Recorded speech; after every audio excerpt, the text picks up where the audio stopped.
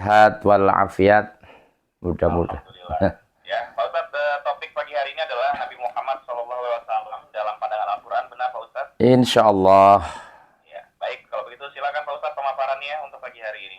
Terima kasih Mas Hendra. Assalamualaikum warahmatullahi wabarakatuh. Alhamdulillahi rabbil alamin. Wa bihi nasta'inu ala umurid dunya waddin wa ala alihi wa ashabihi ajma'in. Ashhadu an la ilaha illallahul malikul haqqul mubin wa ashhadu anna Muhammadar Rasulullah shadiqul wa'dil amin. Wa qala Allah Ta'ala fi kitabihil karim bismillahirrahmanirrahim. Ya ayyuhalladzina amanu taqullaha haqqa tuqatih wa la tamutunna illa wa antum muslimun. Al-ayah amma ba'd. Yang saya hormati Mas Hendra selaku pembawa acara pagi ini dan seluruh pendengar setia Religi Pagi RRI Bandar Lampung dimanapun berada. Mudah-mudahan kita semua selalu dalam perlindungan Allah Subhanahu wa Ta'ala dan dalam keberkahan. Amin ya Rabbal Alamin.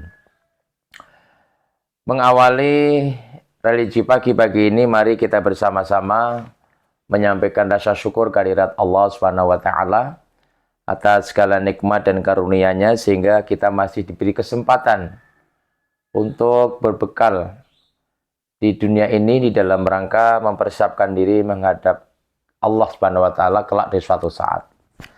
Kemudian salawat dan salam Allah tetapkan atas baginda Rasulullah Muhammad sallallahu alaihi wasallam, kepada keluarga, para sahabat dan kita sekalian yang senantiasa istiqomah di dalam mengikuti sunnah-sunnahnya ila yaumil qiyamah. Amin ya Rabbal Alamin.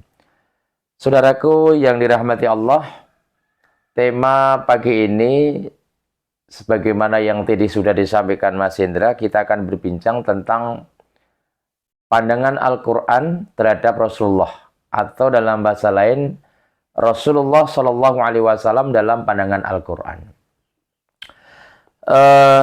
Sebagaimana yang hari-hari ini kita rasakan ya, denyut nadi kaum muslimin di bulan Rabiul Awal ini begitu terasa di saat kaum muslimin sebagian memperingati tentang kelahiran Rasulullah Shallallahu Alaihi Wasallam.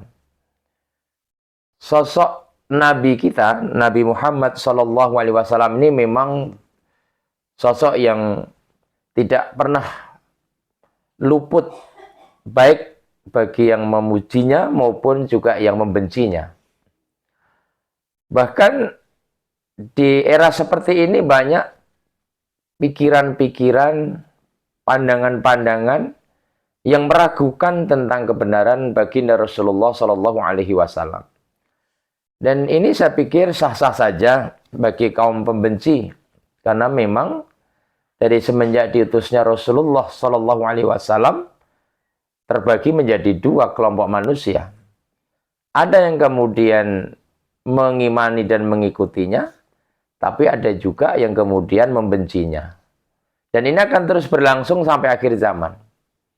Sehingga kita tidak perlu terkejut ketika ada sebagian manusia di muka bumi ini yang kemudian melecehkan martabat baginda Rasulullah Shallallahu Alaihi Wasallam. Nah, saudaraku, kita sebagai seorang Muslim tentunya berbeda pandangan ya. Bagi kita Rasulullah Shallallahu Alaihi Wasallam itu bukan sembarang insan ya. Dia insan pilihan, dia manusia pilihan Allah. Yang dalam logika berpikir tentunya tidak ada celah keburukan, tidak ada celah kesalahan. Tidak mungkinlah Allah Subhanahu wa Ta'ala itu menentukan sesuatu, memilih sesuatu salah di dalam pilihannya. Karena itu di dalam renungan singkat ini mari kita dekatkan keyakinan kita, kecintaan kita terhadap diri Rasulullah Shallallahu Alaihi Wasallam. Nah, untuk memiliki keyakinan yang teguh, rasa cinta yang mendalam, tentu kita harus kembalikan kepada dalil-dalil nakli dan akli. Argumen-argumen Al-Quran maupun sunnah yang kemudian dalam situasi apapun kita tidak akan pernah ragu terhadap kebenaran Rasulullah SAW sebagai insan teladan, juga Rasulullah SAW sebagai pembawa risalah terakhir. Karena itulah ada pentingnya kita sampaikan beberapa ayat sebelum nanti mungkin ada yang ingin mendiskusikannya ya. Pertama, argumentasi kita kenapa kaum muslimin begitu mati-matian berusaha mentauladani Rasulullah SAW, membelanya dengan segenap kemampuan, bahkan rela mati membela baginda Rasulullah. Alasan yang paling mendasar karena Rasulullah itu pilihan Allah, bukan pilihan manusia. Kalau pilihan manusia itu suatu ketika bisa benar, bisa salah, bisa lurus, bisa bengkok, bisa istiqomah, bisa pelin-pelan, bisa qanaah, bahkan kadang-kadang bisa serakah. Itu kalau pilihan manusia.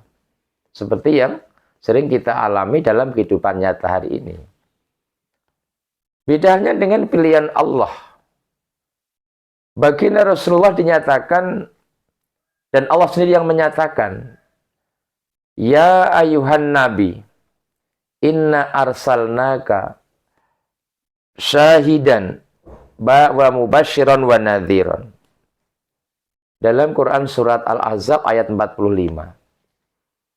Hai Nabi, sesungguhnya aku yang mengutusmu sebagai saksi agar engkau memberi kabar gembira dan juga memberikan peringatan. Jadi di ayat ini memang tampak jelas bahwa bukanlah Muhammad ibnu Abdullah yang ingin menjadi nabi, yang ingin dipuja. Tidak. Nabi tidak pernah menawarkan diri, menjual dirinya, namanya, hanya untuk mendapatkan legalitas sebagai orang yang baik. Bukan. Tetapi Allah yang menyatakan bahwa sesungguhnya Allah yang mengutus diri Rasulullah SAW sebagai pembawa berita gembira, juga sebagai pemberi peringatan. Inna arsalnaka, ya ayuhan nabi, inna arsalnaka syahidan wa mubasyiran wa nadhiran. Bahkan nanti dikuatkan lagi di dalam Quran surat Al-Baqarah ayat 119 misalnya. Ketika Allah Subhanahu wa taala berfirman, inna arsalnaka bil haqqi basyiran wa nadhiran wa la tus'alu an ashabil jahim. Sesungguhnya aku yang mengutusmu, hai Muhammad, dengan hak, dengan membawa kebenaran. Dan kelak kamu tidak akan dituntut, tidak akan ditanya, tidak akan disoal terhadap orang-orang ahli neraka jahim. Ini kembali lagi, Allah kembali yang menegaskan bahwa Rasulullah SAW adalah pilihan Allah, bukan kemauan Nabi. Karena itu, sekalipun seluruh umat manusia tidak percaya atau membenci, mengingkari syariat yang dibawa, tidak akan berpengaruh terhadap kebenaran. Karena Allah Subhanahu wa taala telah menegaskan sekali lagi, inna arsalnaka bil haqqi basyiran wa nadhiran. Nabi diutus dengan membawa kebenaran, meskipun banyak orang yang mendustakannya. Ini argumen yang pertama, bahwa ketika kita mencintai Nabi, mengikuti ajaran Nabi bukan karena hawa nafsu, karena kita mengikuti apa yang Allah pilihkan. Pendengar yang dirahmati Allah, setelah muncul satu keyakinan bahwa Rasulullah SAW adalah insan pilihan Tuhan, pilihan Allah Subhanahu wa taala, apa konsekuensinya bagi kita sebagai umatnya? Konsekuensi yang timbul adalah kita berikhtiar, bahkan memantaskan diri untuk mencintai Rasulullah SAW. Kadang-kadang banyak tumpang tindih, banyak kesalahan di dalam menata persoalan mencintai dalam kehidupan kita ini. Padahal efek atau dampak dari salahnya kita di dalam menaruh rasa cinta akan menimbulkan bencana atau musibah yang dahsyat. Kita perlu sadar bahwa sesungguhnya urusan cinta mahabbah itu di atas dan diatur di dalam Al-Quran. Dan kita akan tahu di mana posisi cinta kita kepada Allah. Kita akan tahu di mana posisi cinta kita kepada Rasulullah. Termasuk kita juga nanti akan tahu di mana posisi cinta kita kepada hal-hal yang urusan duniawi. Ada baiknya kita simak Quran surat At-Taubah. Surat yang ke-9 ayat 24. A'udzu billahi minasyaitonir rajim. Qul in kana aba'ukum wa abna'ukum wa ikhwanukum wa azwajukum wa ashiratukum wa amwalun iqtaraftumuha wa tijaratun takhshawna kasadaha wa masakinu tardawnaha ahabba ilaikum minallahi wa rasulih wa jihadin fi sabilih fatarabbasu hatta ya'tiyallahu bi amrih wallahu la yahdil qaumal fasikin. Nanti silahkan pendengar setia religi pagi untuk mengulang-ulang ayat ini, memahami kandungan isinya, mentadaburinya, dan kemudian kita terapkan, kita jadikan sebagai parameter kita. Betulkah kita selama ini sudah tepat di dalam urusan cinta?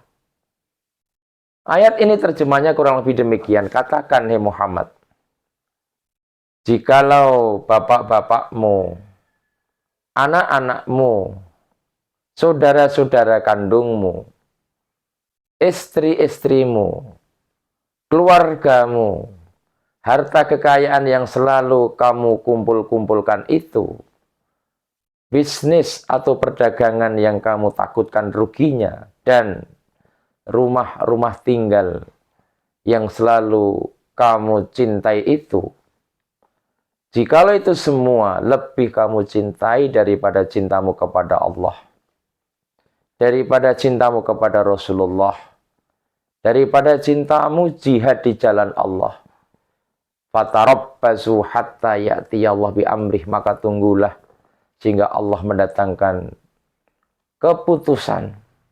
Makna di sini adalah ancaman, tetapi bentuk dan rupa ancamannya tidak Allah tampakkan.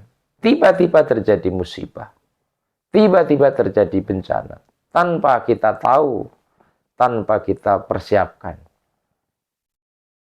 Wallahu la yahdil qaumal fasikin, dan sungguh Allah tidak memberi petunjuk kepada orang-orang yang fasik. Saudaraku yang dirahmati Allah, bila kita mau jujur tentang kehidupan hari ini, kenapa sering kita melihat berbagai macam musibah terjadi? Misalnya kita melihat kasus-kasus terakhir yang Allah ujikan di negeri ini. Kasus korban kematian saat menonton bola misalnya. Kasus pembunuhan misalnya. Bahkan kasus atau masalah kebutuhan rakyat yang begitu berat. Ini semua tidak terlepas, artinya punya korelasi dengan persoalan masalah cinta kita. Mungkin selama ini yang kita letakkan cinta yang pertama bukan Allah, tetapi hawa nafsu, duniawi. Maka wajar kalau kemudian Allah harus tegur umat ini. Misalnya, ketika Allah sudah dicampakkan, Rasul tidak lagi diindahkan, kemudian jihad telah lepas hilang dalam diri kita. Kemudian justru yang kita taruh cinta pertama adalah kekuatan, kekuasaan, harta dan sebagainya. Ingat, fatarabbasu hatta ya'tiyallahu bi amrih, tunggu sehingga aku mendatangkan keputusan. Sebab itu kalau kita kembali kepada ayat ini, agar kita tidak mendapatkan ancaman dan musibah, kita harus dengan sungguh-sungguh menempatkan cinta yang utama adalah cinta kepada Allah. Artinya, semua yang kita lakukan tidak boleh lepas dari keridhaan Allah Subhanahu wa taala. Yang kedua adalah cinta kepada Rasulullah sallallahu alaihi wasallam. Artinya, apa-apa yang diwariskan baginda Nabi, Apa-apa yang diajarkan Rasulullah dalam bentuk sunnah-sunnahnya harus kita terima. Walaupun banyak yang tidak suka. Ini membuktikan cinta kepada Rasul. Dan yang ketiga barulah kita cinta pada jihad di jalan Allah.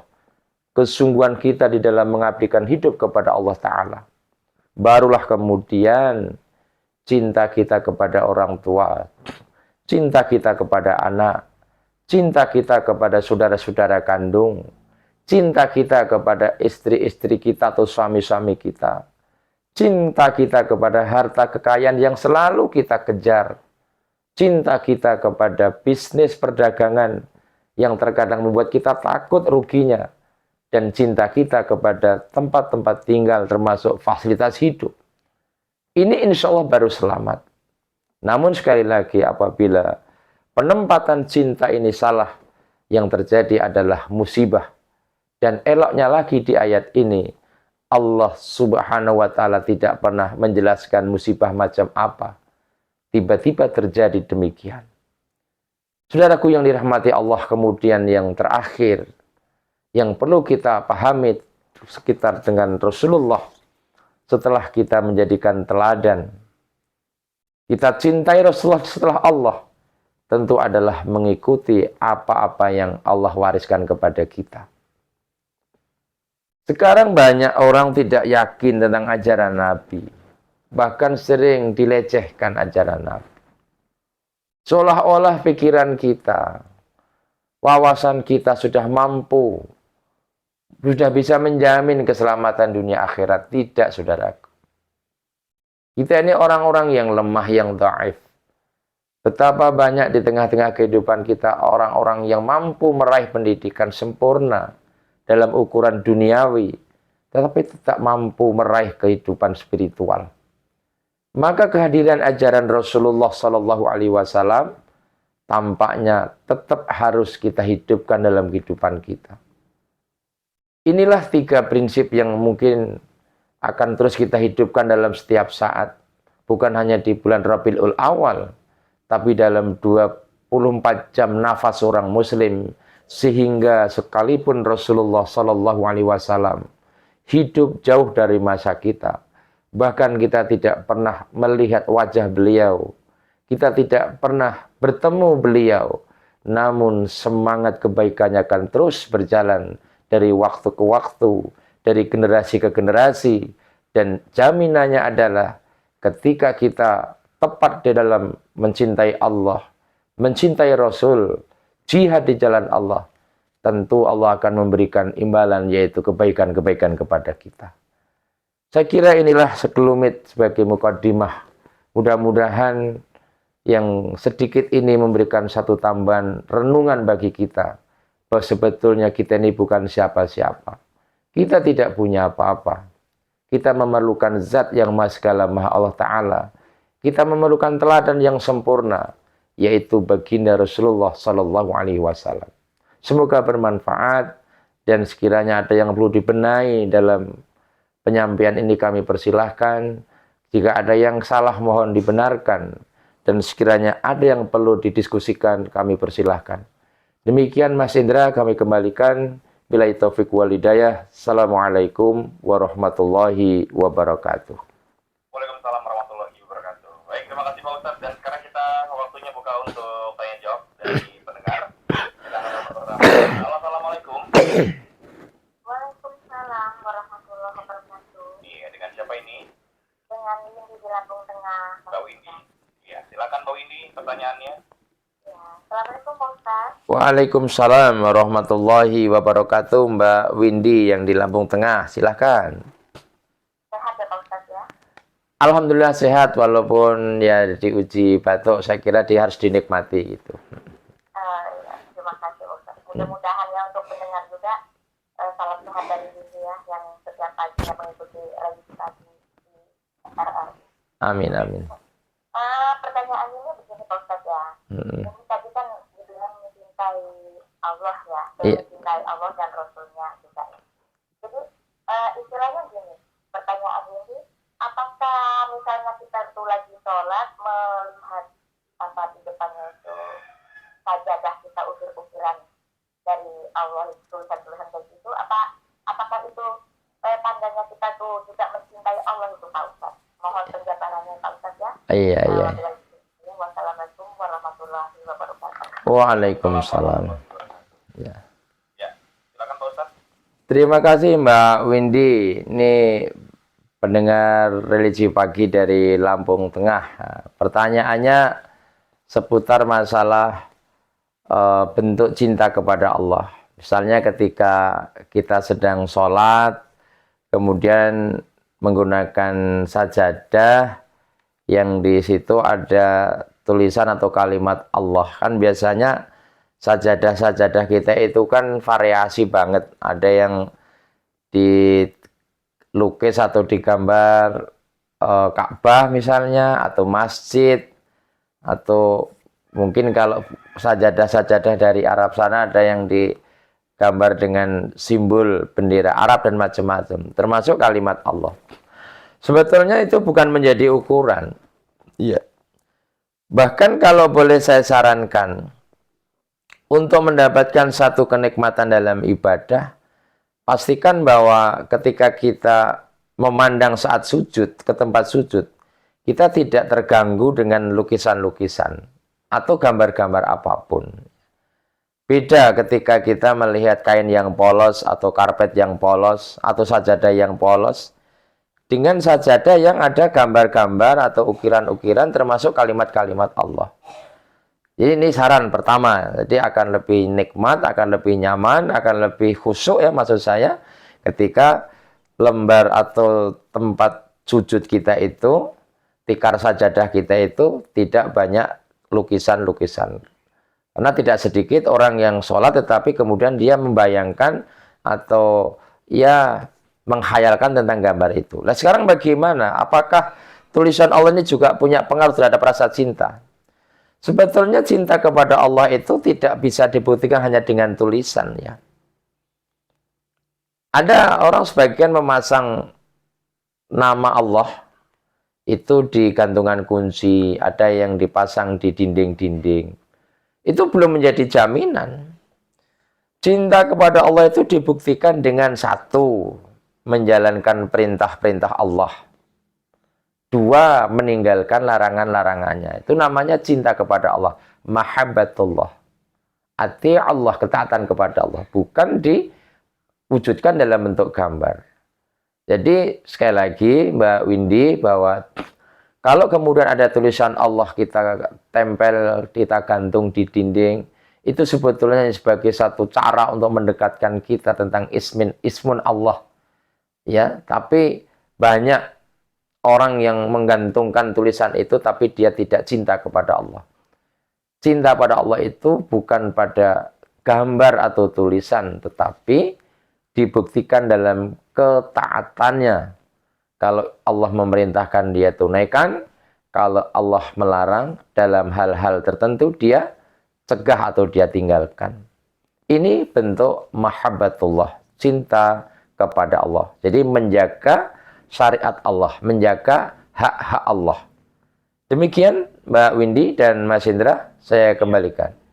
Baik, kita masih ada 10 menit untuk buka sesi tanya jawab. Kita angkat dulu telepon kembali. Halo, assalamualaikum. Waalaikumsalam warahmatullahi wabarakatuh. Iya, dengan siapa ini? Pak Dasan Sawaran. Pak Dasan. Iya, silakan pertanyaan Pak Dasan. Assalamualaikum Pak Ustaz. Waalaikumsalam warahmatullahi wabarakatuh. Pak Dasan Pesawaran. Ya, lama nggak ketemu Pak Ustaz ya. Alhamdulillah ini bisa ketemu nih Pak Dasan. Ya, alhamdulillah, alhamdulillah ya. Pertanyaan saya Pak Ustaz terkait dengan apa keyakinan kita atau apa takwaan kita kepada Allah Pak Ustaz. Betul. Nah, ini pertanyaan saya mungkin di luar tema. Jadi yang saya tanyakan Pak Ustaz ya, yaitu tentang dua kalimat syahadat. Nah, karena dua kalimat syahadat itu katanya terbagi dua Pak Ustaz. Jadi apa bagiannya itu apa penjelasannya, mohon penjelasannya. Dua kalimat syahadat itu terbagi dua itu apa Ustaz? Penjelasannya mohon dijelaskan. Dan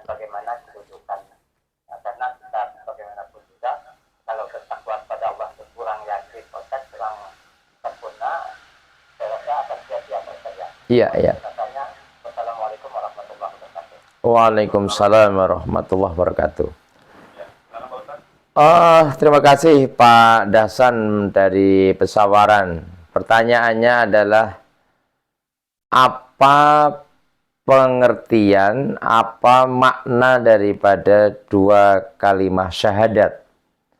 Asyhadu an la ilaha illallah wa asyhadu anna Muhammad Rasulullah. Kenapa seorang muslim harus terikat dengan dua kalimat syahadat? Syahadat tauhid, syahadat rasul itu. Ini kalau mau dijelaskan memang panjang uraiannya, Pak. Tapi saya akan mencoba menjawab secara singkat saja. Seorang muslim baru dinyatakan sah keislamannya ketika dia mengakui secara sesadar-sadarnya tentang Allah dan Rasulullah. Loh, kaitannya apa? Kok Nabi saja dilibatkan? Kaitannya adalah bahwa Allah Subhanahu wa Ta'ala, Rabb semesta alam, yang menciptakan alam dan isinya, yang membuat syariat untuk hamba-hambanya, ini tidak akan sampai kepada kita tanpa melalui hamba Allah juga. Sehingga posisi Rasulullah Shallallahu Alaihi Wasallam adalah sebagai penyampai risalah pesan-pesan Allah. Karena bahasa Tuhan, bahasa Allah tidaklah sama dengan bahasa kita. Nah, karena itu pula seorang muslim tidak boleh hanya meyakini salah satu di antara Allah dan Rasul. Misalnya, saya yakin betul dengan Allah, tetapi dengan Muhammad Sallallahu Alaihi Wasallam saya tidak yakin. Ini juga batal syahadatnya. Atau sebaliknya, karena Rasulullah itu mohon maaf sama-sama manusia dengan kita yakin. Tapi dengan Allah yang gaib kita nggak yakin. Ini juga batal keyakinan kita. Itu sebabnya mengapa ikrar asyhadu alla ilaha illallah wa asyhadu anna Muhammad Rasulullah, dua kalimat yang tidak bisa dilepaskan, tapi saling menguatkan. Tidak akan pernah orang bisa meyakini Allah Subhanahu wa Ta'ala tanpa bimbingan-bimbingan Rasulullah melalui syariat Allah. Begitu pula tidak ada gunanya kita akan sampai kepada cinta kepada Allah, meyakini Allah atau meyakini Rasul, ya, kecuali ada nas yang menjelaskan bahwa Nabi itu betul-betul dikehendaki Allah Subhanahu wa Ta'ala. Nah, kekuatan sakral ini yang harus kita jaga. Jangan sampai keyakinan kita ternodai gara-gara kita ragu atau mengotori kalimat syahadat ini. Sebetulnya kalau mau kita kupas secara teliti, masih banyak kita jumpai tentang kedustaan-kedustaan kita atau perkara-perkara yang bisa membatalkan dua kalimat syahadat. Walaupun secara lafziyah, secara lisan, banyak orang bisa membaca dua kalimat syahadat. Tetapi secara hakikat, banyak juga orang yang bisa mengucapkan syahadat, tapi hakikatnya syahadatnya tidaklah berpengaruh. Jadi itulah yang bisa saya sampaikan secara singkat Pak Dasan tentang makna filosofi dari syahadat tauhid dan syahadat Rasul. Tentu ini ada kajian khusus di dalam kajian akidah Islamiyah. Demikian saya kembalikan kepada Mas Indra. Ya, baik. Sekarang kita ke WhatsApp Pak Ustadz. Assalamualaikum warahmatullahi wabarakatuh. Dari Pak Eko Saputro di Metro. Mohon pencerahannya Ustadz, bagaimana tips yang paling mudah kita lakukan setiap hari untuk menggapai kecintaan pada Rasulullah Shallallahu Alaihi Wasallam. Terima kasih saudara kita Mas Eko Metro. Ini pertanyaan simpel tetapi sangat dalam nih. Bagaimana caranya kita membuktikan, meningkatkan rasa cinta kita kepada Rasulullah Shallallahu Alaihi Wasallam dalam setiap harinya. Caranya gampang, asal mau mengerjakan. Bagaimana caranya? Teladani saja. Mohon maaf. Praktekkan saja apa-apa yang Nabi contohkan. Misalnya hal yang kelihatan sepele tapi menjadi bukti cinta kita kepada Rasulullah. Menjaga ibadah 5 waktu. Kemudian bagi laki-laki berjamaah di masjid. Membiasakan zikir. Membiasakan tilawah Quran. Baik dengan tetangga. Menjaga wudhu dalam setiap kondisi. Ya, ini semua adalah bentuk-bentuk rasa cinta kita kepada Nabi. Jadi bagaimana seorang muslim dikatakan cinta kepada Rasulnya? Kalau ibadah saja ditelantarkan. Masjid nggak pernah didatangi, majelis ilmu dijauhi. Nasihat-nasihat kebaikan tidak diterima. Dengan tetangga tidak ada kebaikan. Bahkan terhadap diri sendiri saja tidak kita urus. Jadi caranya adalah mengimplementasikan akhlak-akhlak Nabi dalam kehidupan kita. Dan ini kalau kita rangkai ada 10 macam. Saya sebutkan secara singkat ya. Pertama adalah bukti kita cinta kepada Nabi, kita harus memiliki salimul akidah. Akidah kita harus selamat.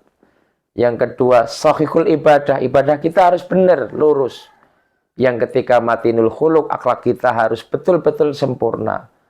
Yang keempat, qawiyul jism. Kita harus berikhtiar bagaimana jasad kita, fisik kita rawat, kita jaga dengan baik. Yang kelima, musafakul fikri. Kita cerdaskan otak pikiran kita. Kemudian mujahadatul nafsi. Bersungguh-sungguh di dalam memerangi hawa nafsu. Termasuk harisun ala wakti. Tepat disiplin dalam menjaga waktu. Munazzamun li sunni.